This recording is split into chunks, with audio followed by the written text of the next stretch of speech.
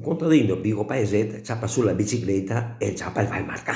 Arriva al marca, passa davanti a una bancaria, no? Che vede un fiato di bazar, vede un fiato di tutto, no? Vede una pacca di occhiali tutti bei messi in fila, vede un paio di occhiali, guarda che bei occhiali! Signore, questi occhiali sono speciali, se le indossare, vedere tutte persone, vedere tutta gente, vedere tutti nudi.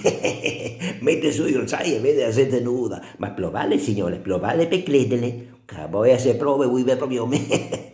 Mette su sti occhiali, no? Da solo.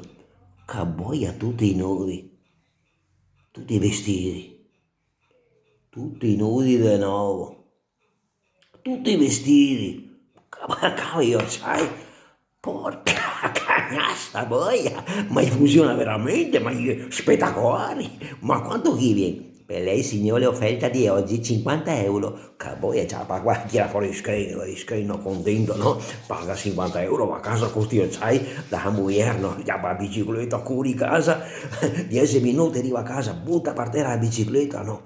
Metti su io sai, no? Arriva dentro in casa, in cucina non la è, in salotto non la è, sul bagno da bus non la è, lavanderia non la è, va in taverna non la è.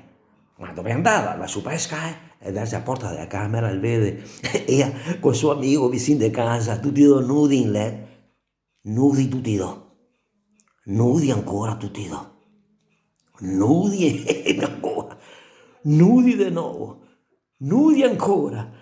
Nudi ancora di nuovo, ma porco can, 10 minuti che comprasti occhiali dai cinesi e gli si è rotti, porco can.